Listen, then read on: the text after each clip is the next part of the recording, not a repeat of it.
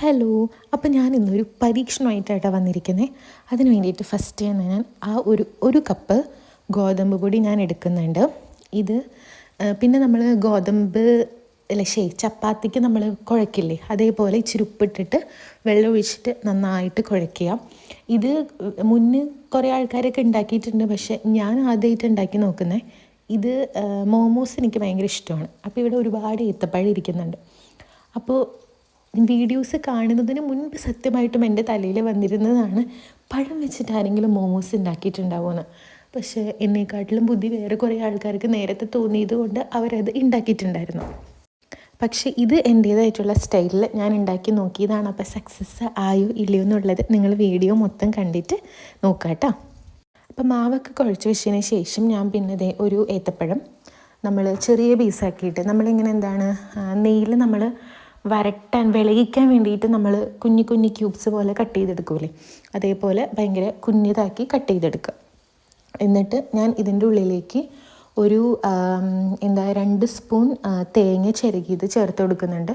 പിന്നെ വളരെ കുറച്ച് ഒരു അരേനേക്കാട്ടിലും കുറച്ചും കൂടെ കുറച്ച് പഞ്ചസാര ഞാൻ ആഡ് ചെയ്യുന്നുണ്ട്. കാരണം കുറച്ച് ദിവസം കുറച്ചല്ല 1-2 ദിവസമായിട്ട് ഷുഗർ കട്ടിങ്ങിൻ്റെ ഭാഗമായിട്ട് പഞ്ചസാര ഒഴിവാക്കാം എന്നുള്ളൊരിതാണ്. പക്ഷേ ഒറ്റയടിക്ക് അങ്ങ് ഒഴിവാക്കാൻ പറ്റാത്തത് കൊണ്ട് ഭയങ്കരമായിട്ട് കുറച്ച് കൊണ്ടുവരാണ്. അപ്പം അതുകൊണ്ട് ഞാനൊരു വളരെ കുറച്ച് പേരിന് മാത്രം ഞാൻ പഞ്ചസാര എടുത്തിട്ടുള്ളൂ. ഇനിയിപ്പോൾ നമുക്ക് ആ പഴം ഒന്ന് വിളയിച്ചെടുക്കാം. അതിന് ഗ്യാസ് കത്തിച്ചു, പാത്രം വെച്ച് ചൂടായി കഴിഞ്ഞപ്പം ഞാനിവിടെ നെയ്യില്ല, എൻ്റെ അടുത്ത് ബട്ടറാണുള്ളത്. അപ്പോൾ ഞാനൊരു 2 ടേബിൾ സ്പൂൺ ബട്ടർ ആഡ് ചെയ്ത് കൊടുക്കുന്നുണ്ട്. പിന്നെ നിങ്ങളുടെ കയ്യിൽ ഏലക്ക ഉണ്ടെന്നുണ്ടെങ്കിൽ അതിൻ്റെ പൊടിയും കൂടെ കുറച്ച് ചേർത്ത് കൊടുക്കാം. എൻ്റെ അടുത്ത് ഏലക്ക ഇല്ലാത്തത് കൊണ്ട് ഞാനത് ചേർത്ത് കൊടുക്കുന്നില്ല. പിന്നെ പഞ്ചസാര ഇഷ്ടമില്ലാത്ത ആൾക്കാർക്ക് ശർക്കര വേണമെന്നുണ്ടെങ്കിൽ ഈ സമയത്ത് ശർക്കര വിളയിക്കാം. അപ്പോൾ ബട്ടർ ഒന്ന് മെൽറ്റായിട്ട് വന്നു കഴിഞ്ഞ് കഴിയുമ്പോൾ നമ്മളുടെ പഴം, തേങ്ങ, പഞ്ചസാര ഇതെല്ലാം കൂടെ അതിൻ്റെ ഉള്ളിലേക്ക് ഇട്ടിട്ട് നന്നായിട്ട് വിളയിച്ച് കൊടുക്കുക. ഏലക്ക ഉണ്ടെന്നുണ്ടെങ്കിൽ ഏലക്കേൻ്റെ പൊടി ഇപ്പം നിങ്ങൾക്ക് ചേർത്ത് കൊടുക്കാം. അപ്പം അത് നന്നായിട്ടൊന്ന് വഴറ്റി കൊടുക്കുക. കുറച്ച് ആ പഞ്ചസാരയെ കലിഞ്ഞാവുന്ന വരെ, ഒരു ബ്രൗൺ ഷെയ്ഡ് വരെ.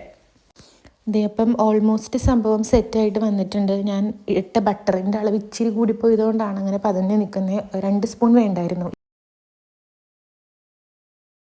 പിന്നെ ഞാൻ നമ്മുടെ മാവ് പരത്താൻ വേണ്ടിയിട്ട് പോയി. ആദ്യം ഞാൻ കുഞ്ഞി ബോൾസാക്കി എടുത്തിട്ട് സെപ്പറേറ്റാണ് പരത്തിയത്. പിന്നെയാണ് എനിക്ക് വേറൊരു ബുദ്ധി തോന്നിയത്, വലിയൊരു ഉണ്ട എടുത്തിട്ട് നമ്മൾ പരത്തി കഴിഞ്ഞ് കഴിയുമ്പോൾ നമുക്ക് വേഗം ഒറ്റയടിക്ക് തന്നെ ഒരു 4 എണ്ണം ഉണ്ടാക്കാൻ പറ്റുമല്ലോ എന്ന് പെട്ടെന്ന് ഒരു ഐഡിയ തോന്നിയിട്ട് ആ ഉരുട്ടിയ സാധനം ഞാൻ അതിൻ്റെ ഉള്ളിലേക്ക് കയറ്റി വെച്ചിട്ട് പിന്നെയും ഞാൻ ചെയ്തു.